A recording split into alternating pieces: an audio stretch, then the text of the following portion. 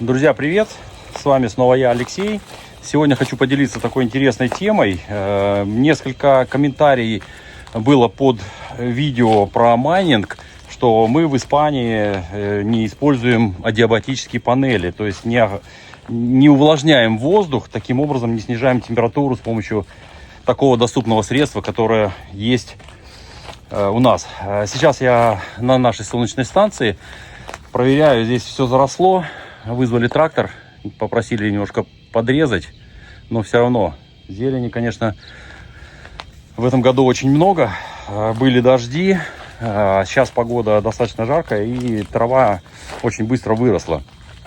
Ну, сейчас не об этом, сейчас я немножко расскажу, какие проблемы в Испании встречаются именно с адиабатическими панелями и как их решают.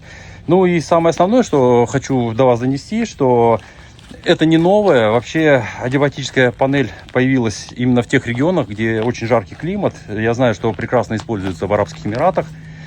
Таким образом, даже в теплицах я видел, стоят адиабатические панели, снижают температуру. И в Испании здесь, конечно же, тоже их используют. Но есть тонкости, о которых я сейчас расскажу в этом видео.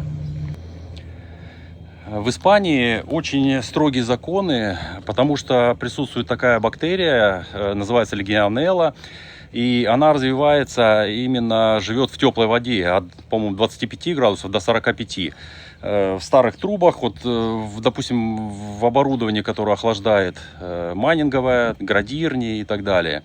В Испании с этим очень строго, и если вы устанавливаете, допустим, какое-то охлаждение с помощью, с водой, нужно обязательно сообщить в санитарную службу. Помимо всего этого, вести журнал. Нужно сделать план мероприятий. Чем опасна легионелла? Легионелла может попадать с воздухом в легкие и вызывать тяжелую пневмонию. Как многие видео писали, почему вы не используете адиабатические панели, мы используем, мы на одном объекте установили панели, и те вот моменты, которые вы прошли, я сейчас тоже немножко дальше коснусь. Поэтому вещь, конечно, хорошая, многие ее используют, мы вот установили, протестили, не знаю, как будет работать в другие периоды, но вот сейчас мы получили снижение 5-7 градусов, можно получить. Мы, когда подъезжали на объект рано утром, влажность наших датчиков показывала 61%. Сейчас мы рассчитаем снижение температуры по формуле, которую вы видите на экране. И мы получили, что при температуре воздуха от 36 до 42 градусов, при влажности 20%, температура может снижаться на 11-13 градусов, до 25-27 градусов. Но при влажности 70% снижается всего лишь на 5-6 градусов, и воздух остается не выше 30.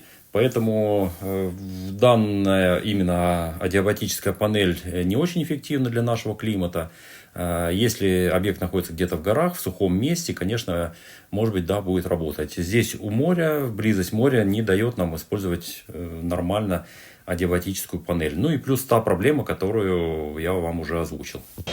В принципе, я хотел этим с вами поделиться. Основное я хотел сказать, что строгие законы и то, что если вы эксплуатируете такие установки, вы должны иметь договор с организацией, которая у вас раз в 3 месяца будет брать пробу воды из вашей установки и, соответственно, колючки. И, соответственно, делать анализ на эту бактерию. Такое коротенькое видео. Всем удачи, добра и позитива. Ставьте лайки, подписывайтесь на наш канал. С вами был я, Алексей. Чао.